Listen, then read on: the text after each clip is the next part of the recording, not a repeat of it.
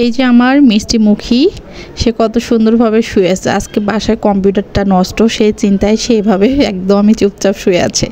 Hello Brian, আসসালামু আলাইকুম। সবাই কেমন আছেন? আলহামদুলিল্লাহ, আমরাও ভালো আছি। তো আমাদের বাসার কম্পিউটারটা নষ্ট, তো সে কার্টুন দেখতে পাচ্ছে না। তো আমি এদিকে এই রুমে কাজ করতেছিলাম, সব কিছু গোছাচ্ছি। তো দেখি বাবু নেই, বাবু কোথায় গেল? দেখি যে বাবু বিছানার উপরে চুপ করে শুয়ে আছে, একদম একাই উঠে। তো আমি যে তাকে মজা করতেছিলাম, বাবা তোমার কি হয়েছে? তো সে শুধু কম্পিউটারটা দেখে যে অনেক কষ্টে তাকাচ্ছে। এদিকে বর্ণশোনা স্কুল থেকে আসলো, একদমই গরমে অবস্থা খারাপ। আর দেখুন কত সুন্দর বৃষ্টিও চলে এসেছে। তো বৃষ্টি দেখতে তো এমনিতে অনেক আমার ভালো লাগে, বৃষ্টিতে ভিজতে ভীষণ মন চায়। বর্ণ বলতেছিল আম্মু চলো আমরা বাইরে যাই, যে একটু বৃষ্টিতে ভিজি। তো আমি বললাম বাবা না, যে কোনো সময় বিজলির সঙ্গে অঘটন ঘটতে পারে, অতএব বৃষ্টিতে যাওয়ার দরকার নেই। তো এদিকে সে স্কুল থেকে এসে লাচ্চা সেমাই খাবে, যে আম্মু আমাকে একটু লাচ্চা সেমাই করে দাও। তো এই লাচ্চা সেমাইটা আমি এই ঈদে অনেকগুলো নিয়ে নিয়েছিলাম, রমজানের ঈদে। তো এই যে একটা প্যাকেট রয়ে গেছে, ভাবলাম যে এটাই করে দেই।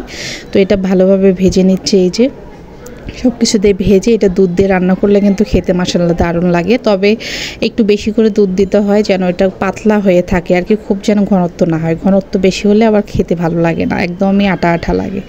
তো যাই হোক, লাচ্চা সেমাই করে তাদেরকে খাওয়া দাওয়া করে সব কিছু আমি ফ্রেশ করে দিয়ে এদিকে রান্না করতে চলে আসবো। তো জানি তো, যাদের বাচ্চা আছে তাদের কিন্তু কাজের কোনো শেষ নেই, একটার পরে একটা কাজ লেগেই থাকে। তো আজকে রান্না করব অন্যরকম করে একটা মাসকলাইয়ের ডাল। এখানে দেখুন পানি দিয়েছি, চুলায় পানি দিয়েছি, তার মধ্যে দিয়ে দিলাম কাঁচামরিচ। তারপরে এখানে আমি লবণ, হলুদ, মরিচ গুঁড়ো, তারপরে দারচিনি, এলাচ, এই যে বাটা মশলা সব কিছু দিয়ে দিলাম। দেওয়ার পরে এটা যখন হালকা কুসুম কুসুম গরম হয়ে এসেছে, এই পর্যায়ে আমি মাসকলাই ভেজে ঠান্ডা করে এটা ভালো করে ব্লেন্ড করে ব্লেন্ডারে ছাতু করে নিয়েছি। আমি আগে দেখেছি আমার মা নানিরা বা এলাকার লোকজনেরা এই যে মাসকলাইয়ের ছাতুটা মাসকলাইটা ভালোভাবে ভেজে ঢেকিতে পাট দিত, দিয়ে এইভাবে করে বয়েম ভরে রাখতো, যখন শুধু রান্না করতো এভাবে আর কি মাসকলাইয়ের ছাতুর ডাল রান্না করতো। তো আমি তো আর ঢেকি নেই আমার কাছে ব্লেন্ডার আছে, আমি ব্লেন্ডারটাই কাজে লাগালাম। আর এইভাবে ডাল রান্না করলে এত সুস্বাদু হয়, আমার ছেলে এবং আমার ভীষণ পছন্দের। তো যাই হোক, এবার আমি এটা ভালোভাবে মিক্সড করে নিচ্ছি, আর ভালোভাবে নাড়াচাড়া করতে হবে যেন কোনো রকম দলা পেকে না থাকে। দলা পেকে থাকলে কিন্তু একদমই ভালো লাগবে না। আর এদিকে দেখুন বড় বড় সাইজ তেলাপিয়া মাছ বের করেছি। তেলাপিয়া মাছটা আজকে আমি ডাটা দিয়ে চচ্চড়ি করব। তো এখানে শুধু ডাটাই না, ডাটা দিয়েছি, মাঝে বেগুনও দিয়েছি। শুধু ডাটা দিয়ে এটা চচ্চড়ি করলে কিন্তু একদমই পানসার মতো লাগবে, মাঝে বেগুন না দিলে ভালো লাগে না। তো এদিকে দেখুন ডালটার কালারটা কত সুন্দর এসেছে, আবার ঘনত্বটাও দেখুন কত সুন্দর হয়েছে। তো যারা খাননি এইভাবে ডাল রান্না করে তারা একদিন খেয়ে দেখবেন আর একদমই স্বাদ ভুলতে পারবেন না। তো এদিকে ডাল রান্না হয়েছে, আমি রসুন পেঁয়াজ ভালোভাবে ভেজে এটাকে বাগার দিয়ে দিলাম, দিয়ে এটা সাইড করে রেখে দিই। আর এদিকে বাকি রান্নাগুলো রান্না করে নেব।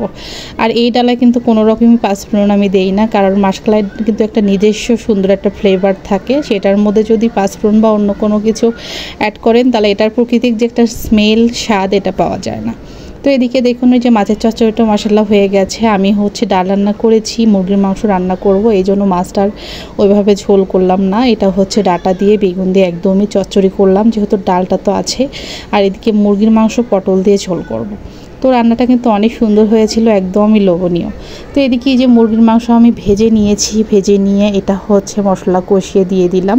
আর এই ইদানিং তো পটল দিয়ে মুরগির মাংসটা অনেক মজার হয়ে থাকে, আমাদের পরিবারে আমরা সবাই পছন্দ করি পটল দিয়ে মুরগির মাংস। তো ভাবলাম যে পটল দিয়ে এটা রান্না করে ফেলি।